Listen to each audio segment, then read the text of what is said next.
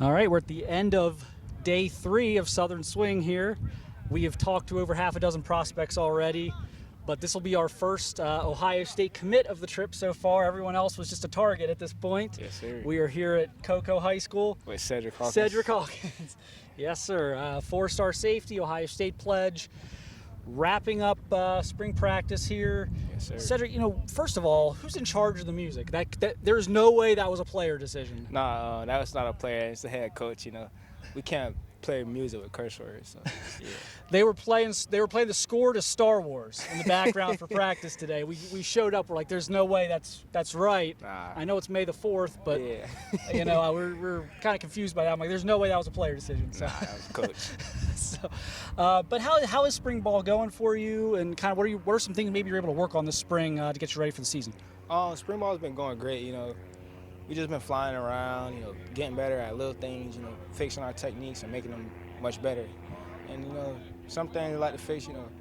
My teammates' confidence.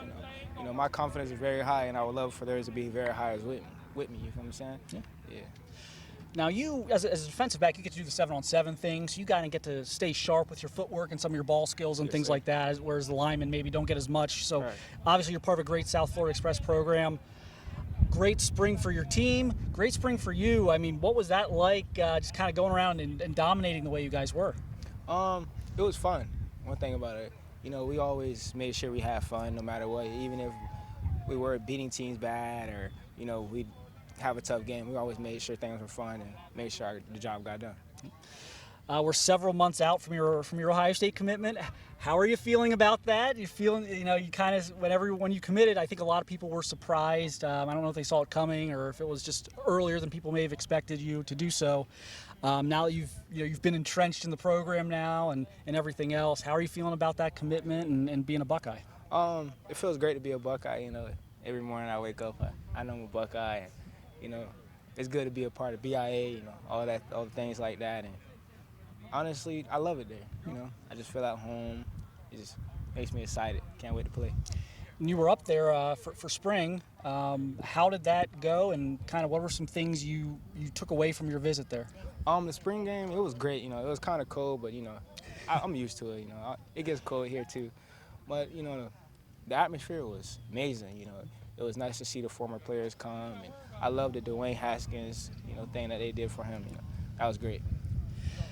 You and Malik Hartford are both in this class at safety right now. They're recruiting a bunch of guys in the defensive backfield, trying to really kind of retool that safety position, safety room. They got a lot of veterans that are going to be moving on in the next year or two. Right. How eager are you to kind of get involved, get in the room there with the new staff?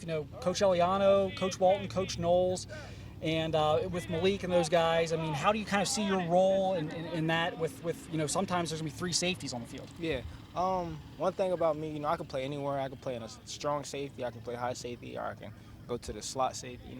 Things like that. Really, I can play anywhere. So wherever I'm able to play, as soon, I'll be there. And have they, like, as Coach Eliano or Coach Knowles, have they talked to you about that, or have they kind of given you the same mindset of we'll just figure it out when you get here? We haven't really talked about it yet. We really don't talk about it a lot. We talk about how am I off the field, or what am I doing at home, or how am I staying out of trouble, or how are my grades, and things like that. So it's more just relationship building at this point than football. Did you get a chance to sit down with like Coach Eliano or Coach Knowles, and kind of like who did you get to talk to when you came up for the spring game? I talked to everyone. I talked to Coach Eliano. I talked to Coach Knowles. We watched a little bit of film on the safeties, and we broke down some things.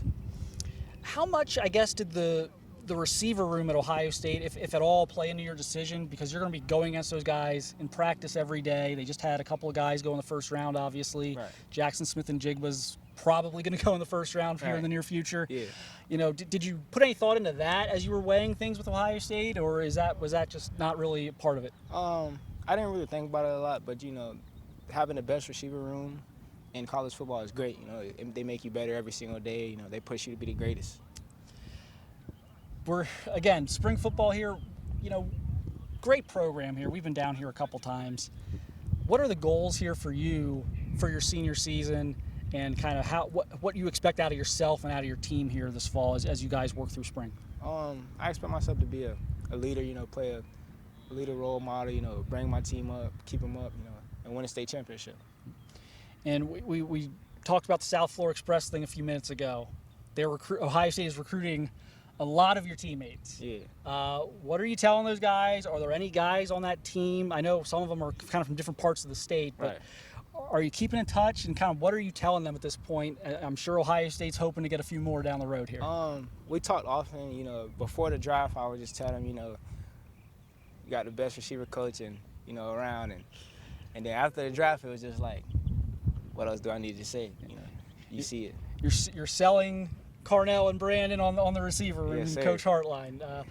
What do you know? Hey, we don't want to put them on blast or anything, but how are things going there? I mean, do you think you think they have the full attention there? Or?